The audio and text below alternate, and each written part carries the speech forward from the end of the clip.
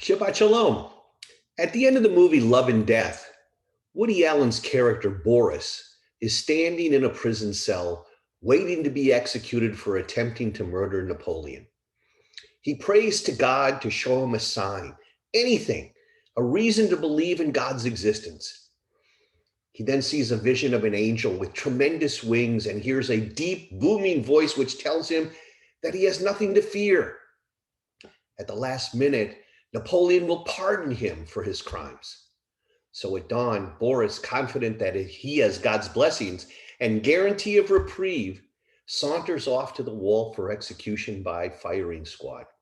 He refuses a blindfold, and he asks if anyone has gotten a phone call from the emperor. And then he's shot. Boris finally had the vision of God that he was searching for all of his life. We learn from the movie that God indeed has a sense of humor. God could promise one thing and do another. There's a Yiddish expression I've used often: man plans, God laughs. Boris's vision is not so foreign to us since we have a very similar experience in this week's Torah portion of Balak. Balak, the king of Moab, desperately wants to curse the Israelites. So he calls in his expert, his maven in blessings and curses, the prophet Balaam, and he tells him to curse the Israelites. Balaam first says no after asking God if it would be okay. But the king repeats the order, and Balaam makes a deal with God. He'll go, but he'll do exactly what God will tell him to do. So at dawn, Balaam goes off to curse the Israelites. Now, God isn't so sure that Balaam is going to cooperate. So what does God do?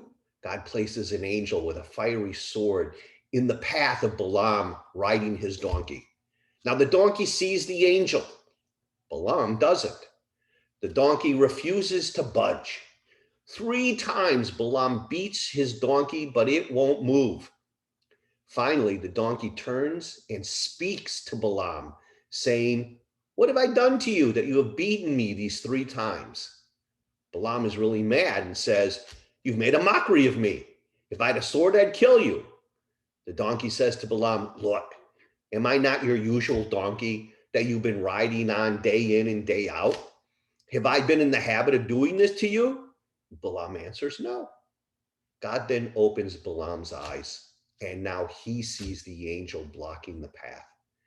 The angel and Balaam talk, reaffirming that Balaam has to do everything that God says. The important part here was that the donkey had the vision of the angel of God, and Balaam didn't. Even though Balaam, he had the reputation for being a prophet. Unlike Boris in the movie, Balaam gets a sign and misses it completely at first. Shouldn't he wonder about his talking donkey or the bizarre nature of his donkey's behavior? I don't know about you, but if my donkey talked, I would hope that I'd notice. Until God reveals the meaning of a until God reveals the meaning of a talking donkey, the message eludes Balaam. Sure, we're used to the idea. After all, we grew up with Francis the Talking Mule and Mr. Ed.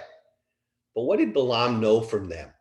Instead of even reacting to a talking donkey, Balaam engages in conversation with it. What Balaam says to the donkey is that he's angry at the donkey for mocking him. This guy is worried about being mocked by a donkey. There's a lesson here for all of us, my friends. God's presence is here for all of us to see, if only we can discern that presence. The text says that God finally uncovered Balaam's eyes so he could see the angel. With our eyes closed to the world around us, we see nothing. And so we walk around sightless, refusing to see our lives for what they are or for what they have become. When God opens our eyes, we see the world for what it is and what it can be. What I've described for you so far are 3 different kinds of visions. 1, a false vision by Woody Allen, assuming that God likes practical jokes. 2, a real vision seen and expressed by a donkey.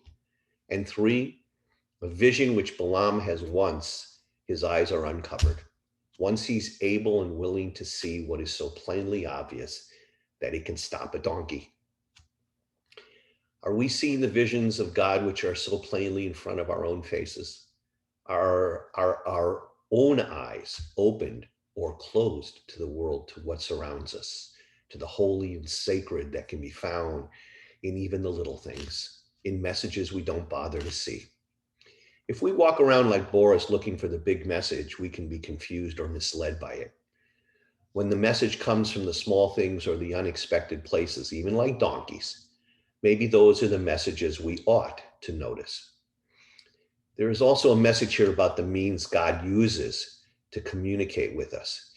If even a donkey can recognize and respond to the presence of God, perhaps we should be more careful about the ways in which we dismiss other people who seemingly have wisdom to offer, or who seemingly have less wisdom to offer than a donkey.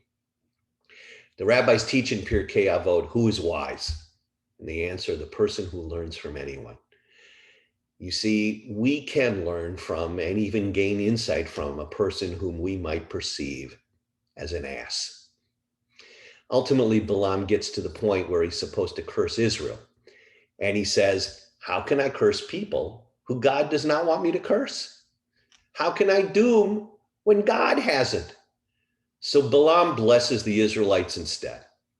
Balak goes nuts, for he's paying Balaam, his prophet, to curse the Israelites. And Balaam instead blesses them.